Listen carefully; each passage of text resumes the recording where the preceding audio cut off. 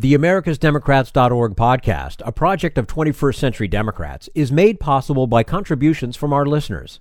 Want to do more? Go to AmericasDemocrats.org and click Donate. And thank you for allowing us to be your voice. This is AmericasDemocrats.org, the weekly podcast for stand-up Democrats. I'm your host, Jim Cuddy. Journalist and civil liberties watchdog Emily Bazelon says Trump's war against the press is designed to undermine America's faith in independent media. As IRAs may come under attack in a new Republican tax bill, Kathleen Kennedy Townsend advocates for a pension system that will replace the retirement accounts and get seniors better returns on their investments. And Bill Press talks with Congressman Beyer of Virginia. Had enough of Fox News, the House Freedom Caucus, and Donald Trump? If you want the facts that you won't get from them or from the fake news sites of the alt-right, then stay tuned. Our sponsor, 21st Century Democrats, works hard to get everyday Democrats involved in returning our party to its roots and to success at the ballot box. Sit back and listen, then stand up and fight. And follow 21st Century Democrats on Facebook for all the latest progressive news. We're glad you can join us. Journalist Emily Bazelon talks with us about various aspects of free speech and the Trump administration. And we say hello to Emily Bazelon, staff writer at the New York Times Magazine, also Truman Capote Fellow for Creative Writing and Law at Yale Law School, and if that's not enough, co-host of Slate's Political Gabfest, the weekly podcast. Emily, thank you so much for joining us today on AmericasDemocrats.org. Glad to be here. And we're happy to have you with us. You get to be a guest as opposed to the host on a weekly podcast. Let's talk about civil liberties. How concerned are you about the Trump administration's assault on journalists, pro football players, and pretty much everyone else he opposes? I think that it is not normal for the president to be talking about fake news all the time and attacking mainstream journalists as a body, and that there is a utility for Donald Trump in trying to turn journalists into the kind of enemy he had during the campaign when he was actually running against Hillary Clinton. It's a very awkward position to put journalists in. We don't think of ourselves as, we're not running for office, and we're not the adversaries of this president or any president. And I also worry a lot about undermining the faith that Americans have in mainstream news organizations. I don't mean to suggest they're perfect, because obviously they're not. But, their basic purpose and goal is to provide truthful information. And I think the president is showing a lot of doubt about that because the president often doesn't like the truthful information that's being published. Mm-hmm. Well, and of course, within that question that I asked to start things off, I mentioned the pro football players and the whole issue on free speech and protest and that sort of thing. And there's a free speech issue on the left as well, I believe. And I'm talking about safe spaces and trigger warnings on campus, and a survey showing that a third or more of college students believe there should be limits on what speakers can say. How do you react to that? Well, I think, first of all, there's some questions about the methodology of that survey. It was conducted online. And it was also, if we're talking about the same survey, it was released conducted right after Charlottesville, at a time when college students were probably particularly sensitive to the problems of hate speech. So I want to take that survey with a grain of salt. That said, I think that shouting down speakers when they come to campus is a bad idea. It just doesn't reflect well on the students. It's not consistent with free speech values. I don't think universities have an obligation to invite every single person to campus, no matter how controversial they are. And I also think there's a way in which some of these speakers are really trying to perform in order to provoke and to get the kind of reaction, the wilder the reaction, the better, from the point of view of turning campuses into a kind of caricature of lefty, repression. But, I think sometimes the students kind of play into that, or other groups that use the university as a staging ground play into it, and that's really unfortunate. Mm-hmm. Now, there's a recent academic paper showed that conservatives and liberals, with only one or two exceptions, don't read the same books. Along with the partisanship in Washington, polarization everywhere, general incivility, is this American experiment going to hell? I mean, that's a really dramatic way to put it. You know, we're all like basically still living peacefully alongside each other, but I think there is increasing polarization, and that is dismaying. It's hard right now to talk to people across the political divide because sometimes you feel like they have their own facts as well as their own opinions. And it does feel like there's a lot of sowing of division, by President Trump in particular. So that is something that we all need to kind of try to work past. We're speaking with Emily Bazelon, staff writer at the New York Times Magazine, Truman Capote Fellow for Creative Writing and Law at Yale Law School, and co-host of Slate's Political Gabfest podcast.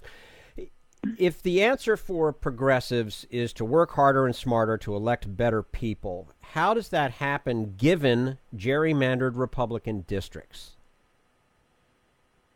Well, I mean, look, the problem with gerrymandering is that it sort of handicaps our democracy, whoever's doing it, right? I mean, if you have to, right now, the projections for Democrats to take over the House by a bare majority are that they'd have to win the national vote by 7%.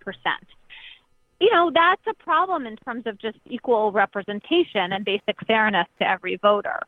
And, you know, I see that problem out there. I'm not exactly sure what the one quick solution to it is.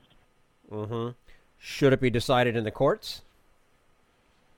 Should what be decided in the courts? The gerrymandering. I mean, is this something that the courts need to jump in and basically kind of watch over and make sure that this isn't going on? I mean, do the courts get involved and get rid of the system that we have now? I don't think the courts should get rid of that system. That's not the constitutional role they have to play. I think it could be perfectly consistent with other areas of American law for courts to police the outer bounds of gerrying, for them to say, okay, this map is an extreme outlier. We see that one party is being significantly disadvantaged here in a way that can only be explained by partisanship. I think it's possible for courts to play that role. I also think states can decide to have commissions, nonpartisan or bipartisan commissions that draw the lines, and then you're really limiting the role that politics plays directly in the process at the outset. And in some ways, that is the cleaner solution. That seems to make the most amount of sense. Is the general issue of voter suppression, is it the biggest obstacle to winning back seats in state legislatures and Congress, you think? I mean, I do think it's a huge issue. I think right now we are seeing a threat to the franchise that is really dismaying. And, you know, people like Chris Kobach and a few other people who've just been really pushing the myth that there's widespread voter fraud as an excuse for voter suppression. Those people have power right now through the election commission that Vice President Pence is chairing in a way that I do worry about, because I worry about people being kicked off the registration rolls for no reason. And just I worry about the government making it harder for people to vote. That really, I do think, goes against values that are not partisan values. They're just values about a healthy participatory democracy. Mm-hmm. As a matter of tactics, would you put yourself on the side that favors appealing to Trump voters, or the side that says forget them and concentrate on establishing a progressive vision that turns voters on and turns them out? I mean, I don't mean to sidestep that question, but I don't see it as my role to pick sides in that particular argument. I see it as my role to try to report on different strategies and how they're playing out and what they mean. Really? Come on. You don't want to step out there just a little bit? That is how I feel about it. Okay. Emily Bazelon, staff writer at the New York Times Magazine, Truman Capote Fellow for Creative Writing and Law at Yale Law School, also co-host of Slate's Political Gabfest, joining us today on americasdemocrats.org. Emily, thank you so much for your time. We appreciate you being here and look forward to having you back again soon. Sure thing. My pleasure. And this is americasdemocrats.org, the weekly podcast for stand-up Democrats.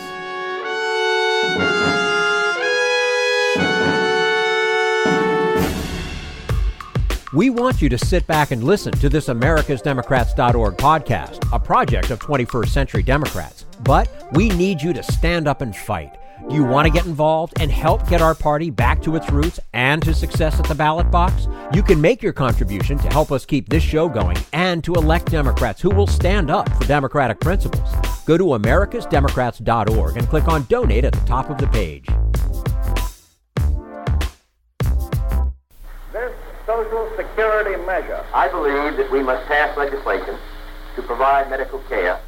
This is our tradition. When our grandparents came to America, it was the Democratic Party which said, welcome. It was the Democratic Party, the party of Roosevelt and Truman and Kennedy and others, who said that America belonged to all its people, not just a handful of the rich or a few giant corporations. That's why great leaders like FDR fought so hard for Social Security, and why JFK stood up to the insurance companies and their Republican allies to get Medicare. It's not just one thing, or one time, in one place. It's about a whole history of standing up to the Republicans and saying someone has to be on the side of regular working people in America, whether it's defending Social Security or just the way your loved ones are treated on the job. That's what the Democratic Party is all about. And that's why this message has been brought to you by the Democratic Party. Working people like you and me. Paid for by 21st Century Democrats. Not authorized by any candidate or candidates committee. This is americasdemocrats.org, the weekly podcast for stand-up Democrats. What is the biggest worry for most Americans? In an encore interview with Kathleen Kennedy Townsend, it's being able to afford retirement. We'll hear from her in just a moment. Right now, we turn to Jim Hightower, America's #1 populist, for his common sense commentary. In June, our Tweety Bird president tweeted this message to members of the U.S. Army. Proud to be your commander-in-chief. Actually, Trump is only the delegator-in-chief, having passed to subordinates a president's most solemn duty of guiding our nation's war policies, including what wars to be in. For example, he's turned the mess in Afghanistan over to the military brass, apparently hoping he can wash his hands of responsibility, then blame the generals if things go wrong. Leaving specific battlefield tactics to military professionals is one thing, but deciding to expand a war is a presidential burden, as is the duty of fully explaining to the public why more war is warranted. Just as he evaded military service during the Vietnam War, Commander Trump is shirking these basic presidential duties today. He's letting non-elected generals decide to hurl another 4,000 of our men and women into the Afghan war with no explanation of how adding these troops to a losing war effort will make any difference. We've already spent 16 years, the lives of 2,304 American troops, and more than $1 trillion on this war, so it's especially maddening that Trump's designated deciders have no new strategy for winning, won't tell us how many more years and lives they intend for us to spend there, and can't even explain why America is still in Afghanistan. Ironically, by refusing to make decisions himself, the waste of lives and money will continue, turning the Afghan debacle into Trump's war. This is Jim Hightower saying, at last, though, a bipartisan group of House members, led by Republican Representative Walter Jones of North Carolina, are saying enough. No more money to finance the Afghan political and military mess unless Trump or whoever is in charge can tell us why it's worth more of America's blood and treasure to be there. Need an antidote to the progressive blues? Want some good news about how grassroots folks are rebelling against the corporate powers and winning? Well, here's an easy-to-swallow pill for you, the Hightower Lowdown. Hightower's monthly newsletter will give you the lowdown, even as it lifts you up. It's 4 pages a month, jam-packed with facts you can use, actions you can take, and Jim's own Texas humor, all for only $15 a year. To become a lowdowner, go to hightowerlowdown.org.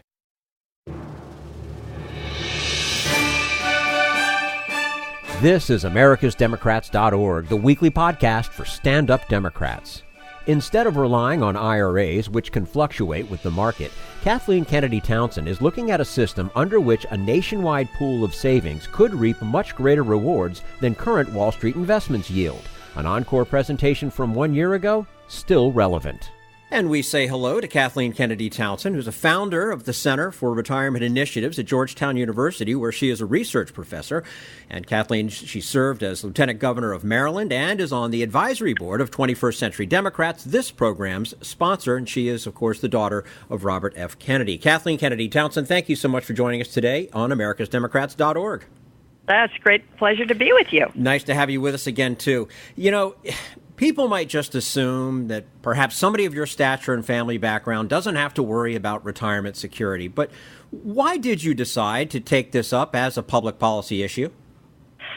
Well, you may know that this is, according to Gallup, retirement security has been the number one issue that Americans have worried about, number one issue for the last 16 years.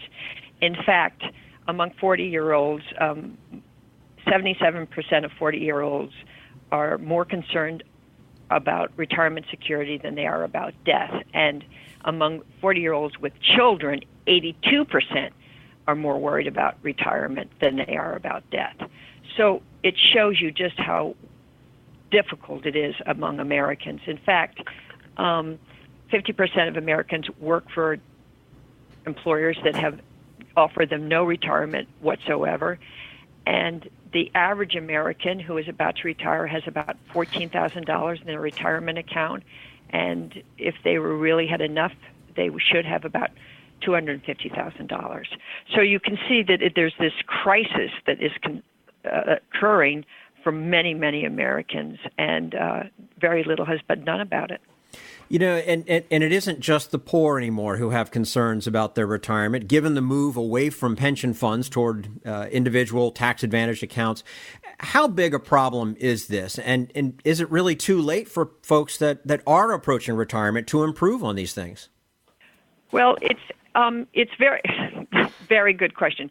The demise of defined benefit plans mean that many Americans, 80% of Americans really cannot look forward to a retirement that is safe and secure. With a defined benefit plan, as you know, and many Americans don't even know what a defined benefit plan or even know what a pension is. When you had a pension, you knew that you were going to have a monthly check for the rest of your life.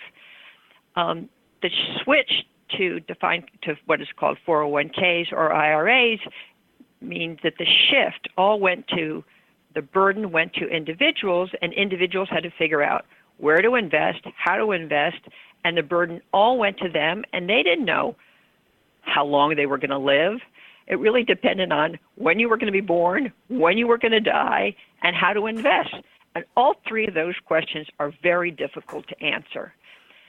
So many people who lived happily in the middle class didn't know when they were going to die, didn't know how to invest, and as a result are falling more and more into poverty. Or they're relying on their children, or their children are helping them. And so it's a multi-generational challenge, which is very, very difficult. So you see, for instance, one of the difficulties is young people see their parents or grandparents or their parents really are stuck. Should they be helping their children go to college, or should they be helping their parents retire? These are really cross-generational challenges. So what we're trying to do, we've passed laws in 5 states. Let me just go back.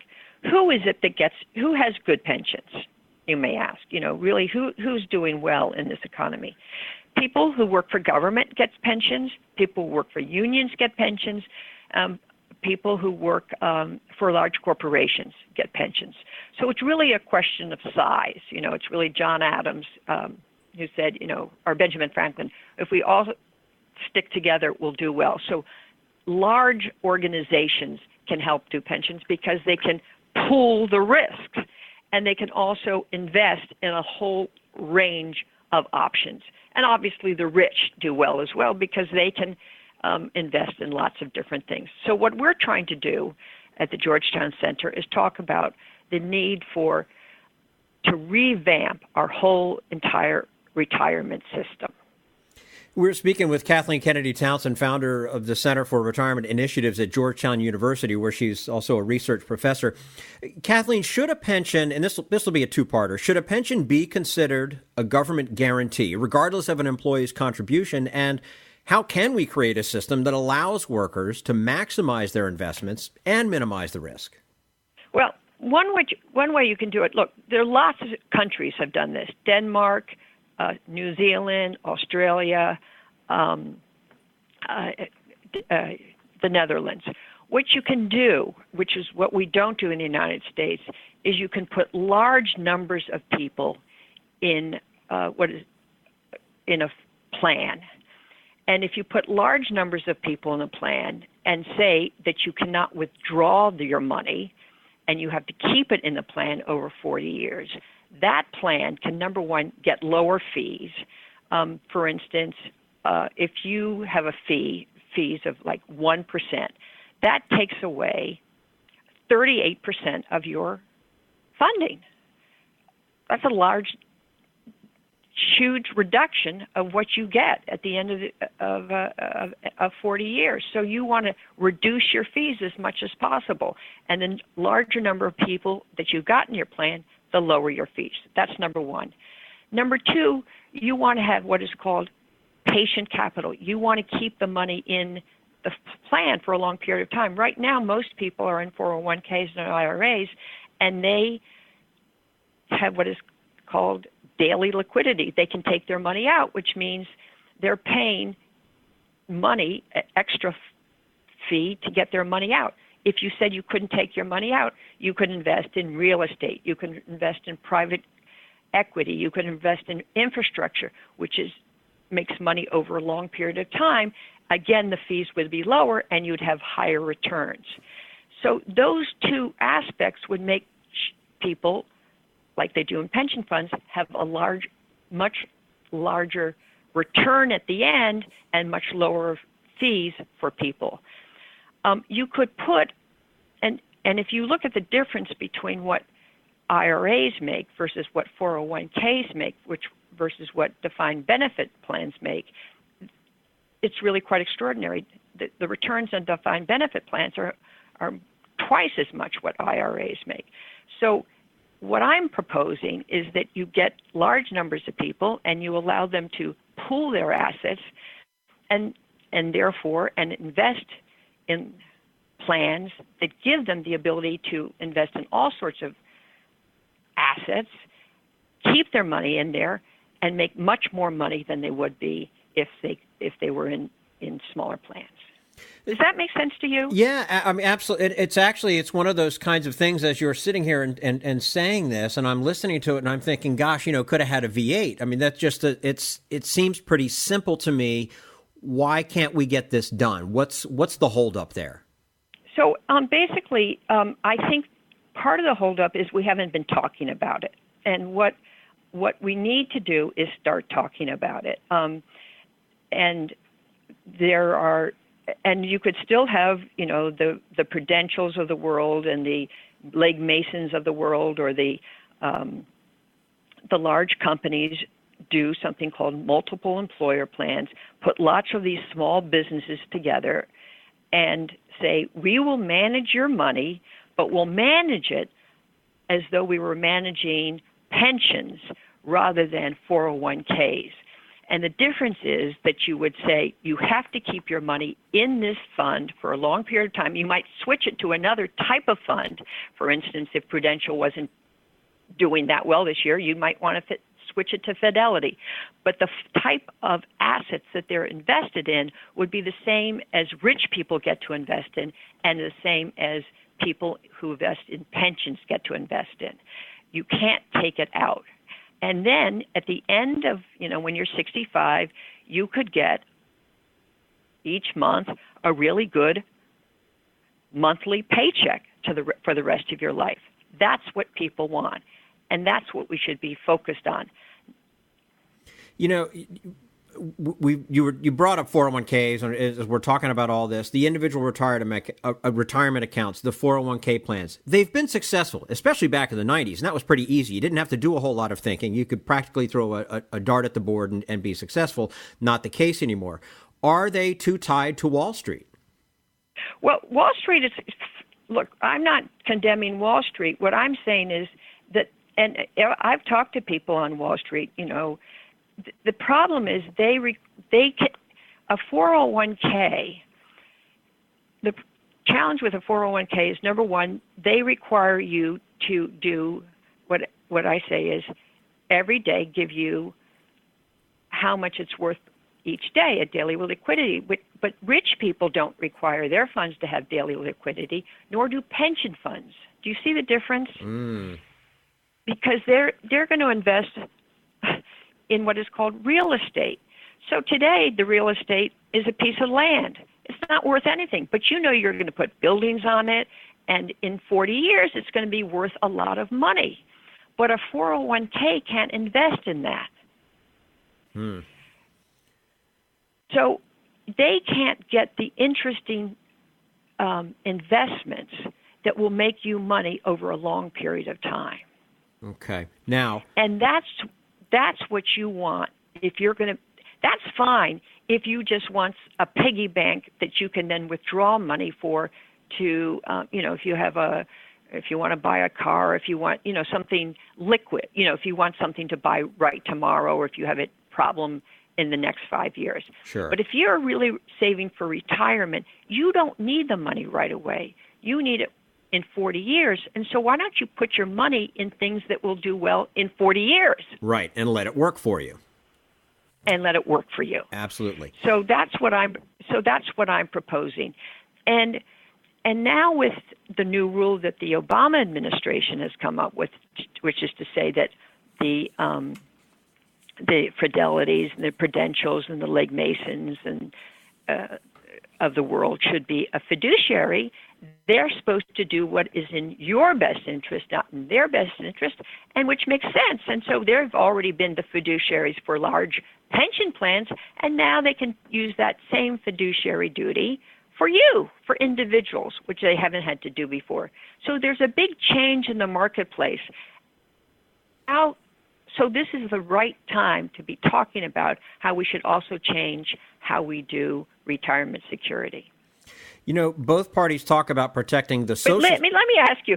I'm talking to you about this because most people think it's their fault that they haven't saved, and that's really not the case. The people who have saved have been the people who are like teachers who just took it automatically out of their paycheck. They didn't think about it.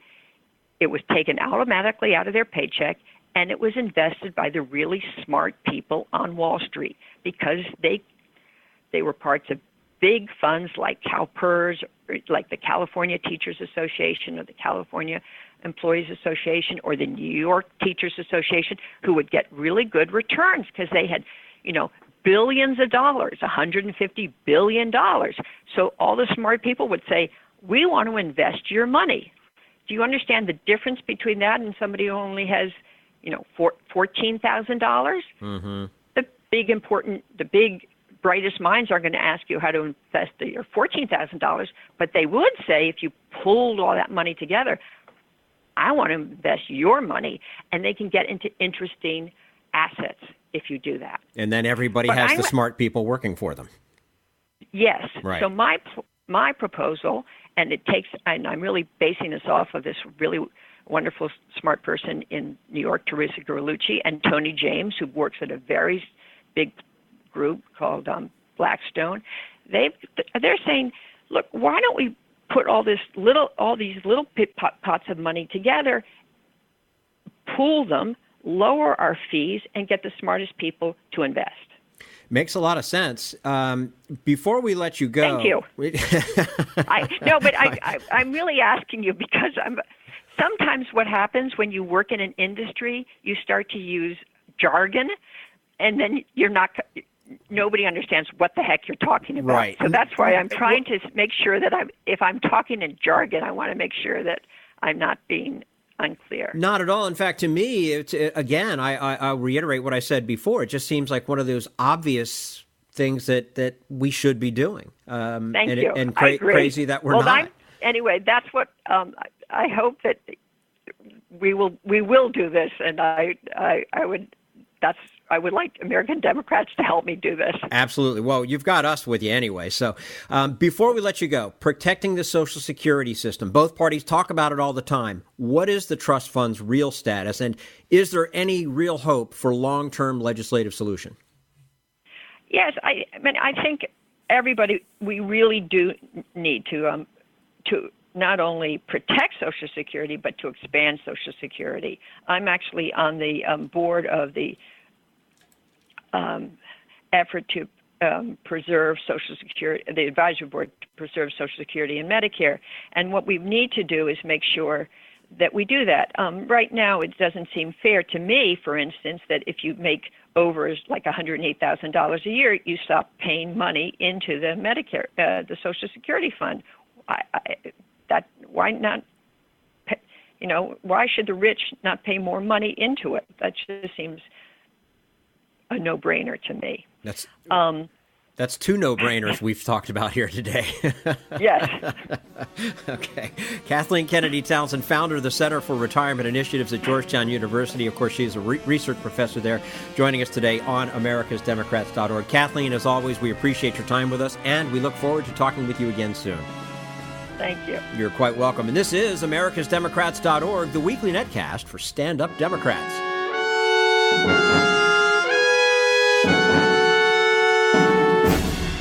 We want you to sit back and listen, but we need you to stand up and fight.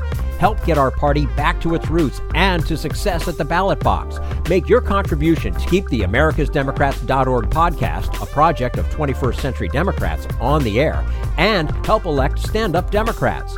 Go to americasdemocrats.org and click on Donate at the top of the page.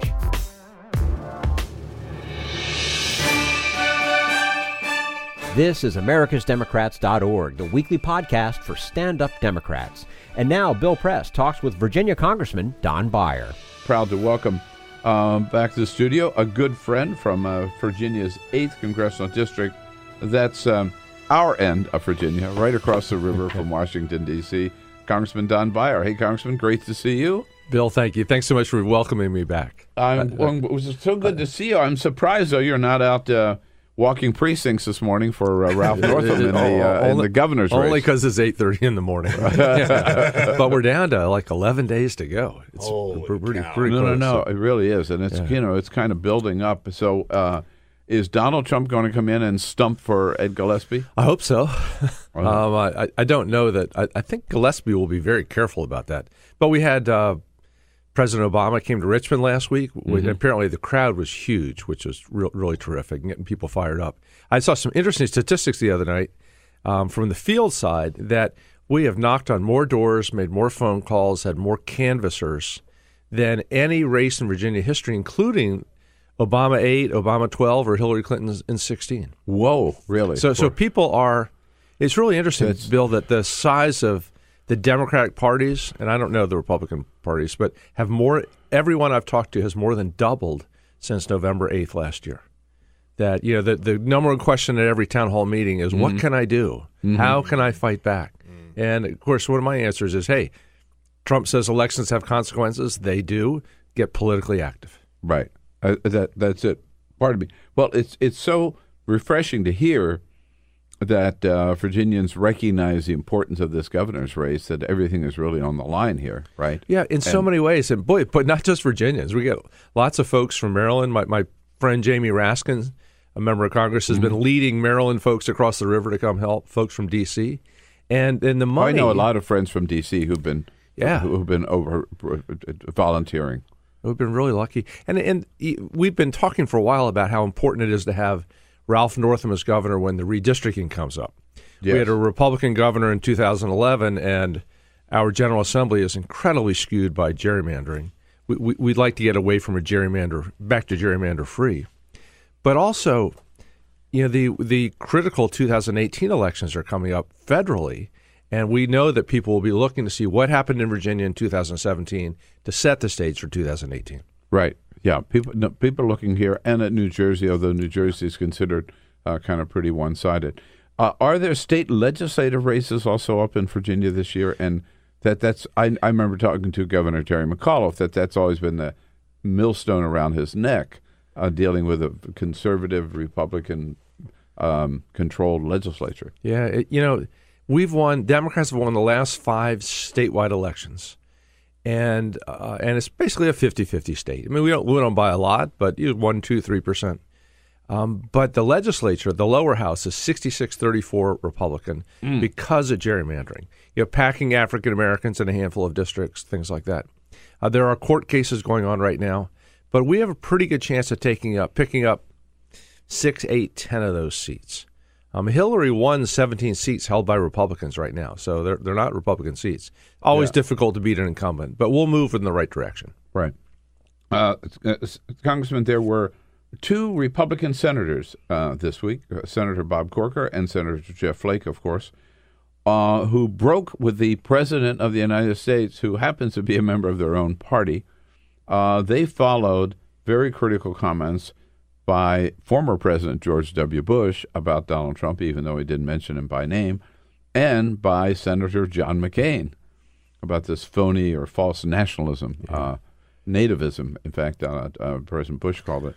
Have you ever seen anything like this? I never have. It's just unprecedented. And Bill, I think... What's it tell you? If you could strip away the fear of a primary, the fear of having Breitbart and Bannon come after you, you would get that from dozens more Republican senators and Republican House members. I think the only reason why people are keeping their powder dry on this is because they don't want to get a Trump primary. With Trump at 32-34% approval, that's still the 32-34% that shows up in a Republican primary, and that can take out an incumbent. So it's not accidental that Bob Corker's not running again, Jeff Flake's not running again, John McCain's got a very serious illness. People who are not worried about the reelection feel free to say what they really think. And the latest poll, you point out that it's in the high 30s, maybe mid 30s, his approval rating overall. And yet every one of those polls shows that among Republicans, he's 75-80%. Among Republicans. The Fox poll, in fact, is 83% of Republicans approve of the job that Donald Trump was doing. I mean, this disparity between the parties has never been... And what is it among Democrats? 6 or 3 or something crazy? Maybe 9. What I can't understand, because I've over my life, I've always tried to treat Republicans with respect and try to understand their perspective. It's a fight or a balance or a long thesis and hypothesis between a liberal perspective and a conservative perspective. But with Trump, does so many things that are completely anti-conservative to me. The way he treats women, the disrespect for the Constitution, from freedom of the press, as I say, he does absolutely nothing that my mother would have approved of. And so you see good conservative Republicans are not people. In fact, Republicans are supposed to be the party of people who go to church, right? Mm-hmm. And this is a guy who does nothing that a pastor would bless. Mm-hmm. Unless your name is Jerry Falwell. Well, then he'll bless it. Yeah, but and the hypocrisy Jr. there is Jr., astonishing. Yeah, but the only thing that you can possibly see is if Trump could help their overall agenda, maybe they'd skip all the personal stuff and go with it. But I was just reading this morning this new Pew report on political typology. 5,000 people they've interviewed over a 3-year period of time, and it just points out how incredibly fractured the Republican Party is. From those who think immigration is good to those who think immigration is bad, to those who think gay marriage is okay, and those who think gay marriage is bad, and it's all over the place. Yeah. What do you expect? Some of them, and Mitch McConnell really, in a sense, let the cat out of the bag this week, that they'll accept or tolerate anything that Donald Trump does because they know he'll sign their tax cut bill, right? Yeah. What do you expect to see? There'll probably be a House bill first, What do you expect out of this House tax cut bill? What will it mean to working class Americans? It's going to be terrible. First of all, Bill, my early morning prayer this morning, we have a vote later today in the House on accepting the Republican or the Senate budget. Oh. And there's a chance, maybe not a great chance, that we can kill it today. Because there'll be a lot of Republicans. I think there's already 18 Republicans in the House that voted against their version, which was a far more fiscally responsible than what the Senate version is. So that'd be the best part. But if we actually get to their tax bill, it's terrible. 80% of the tax benefit, the tax reduction, goes to 1% of the population. 47 million middle-income Americans are going to see their taxes rise. And basically, they're going to strip out a lot of revenue from the system, which is going to give them the argument, hey, we need to cut Medicaid, Medicare, and Social Security. This is really bad for the American people. And meanwhile, it just piles more money onto the national debt and the deficit. Yeah, right? and I don't get yes, tax simplification would be great. Taxes are too complicated. We all agree with that. But do you really need to give the people that are the top earners paying 39.6%, a big cut? I think it's an average that those 1% are going to make $200,000 more per year in what they'll be able to keep of their already high earnings. Right. I mean, well, it's all still the trickle-down theory, right, that's been disproven over and over again. It's amazing. I can't cite the guy's name, but he was the author of the tax cuts back in the Reagan years. Arthur Laffer. Not Laffer, was another guy. Okay. Like right. Part of the strategy. I remember the Laffer that name. curve, right, yeah. And he said, we never pretended that those tax cuts were going to pay themselves back. That's just nonsense. But the Republicans now have their so-called dynamic scoring that say, it'll create so much more economic activity that'll offset some of it. But even with dynamic scoring, this Republican version now costs almost $3 trillion. Isn't it funny? I know who you're thinking of as a young guy who later admitted that it was false, that it was phony. Yeah. Yeah. Wrote a book admitting that everything he told Ronald Reagan that Ronald Reagan bought and swallowed was not true. So there you go. Right. Yeah. But they're still selling it. They make a big point of the corporations have a 35% rate. Right. Yeah. You can show the chart that's among the highest rates in the world, but they ignore the fact that the actual rate when you do the math, 14%, and that a quarter of those companies don't pay any taxes at all. I mean, any U.S. corporate taxes. So let's just fix the corporate tax system, and that's not and make it revenue neutral, as Paul Ryan has said from the beginning. But the plan they put on the table is not revenue neutral. Right. No, I was going to ask you as a businessman, what you thought about this idea. That's the other flip side of it. Part of it is the individual income tax rate, 80% of which, as you said, goes to the top 1%. But then they also want to cut the corporate taxes, saying that's going to put $4,000 in the pocket of every middle-class family. It's just, Bill, I've been trying to read everything I can about this, and what it shows is that almost all of that cut in the corporate tax rate is going to go to the shareholders, not the workers. Yeah. And I'm nothing wrong with the shareholders, except that basically you're improving corporate profits, and if that were going to flow through to the workers, that'd be a great argument, but it doesn't. Yeah. That's all for americasdemocrats.org. Thank you to all who made today's show possible. Emily Bazelon, Kathleen Kennedy Townsend, and the entire Bill Press team. And thank you for listening. If you liked what you heard, please get involved in our efforts to keep this show going and to elect Democrats who are bringing the party back to its roots. Go to americasdemocrats.org and click on Donate at the top of the page. And be sure to find 21st Century Democrats on Facebook. For americasdemocrats.org, I'm your host, Jim Cuddy.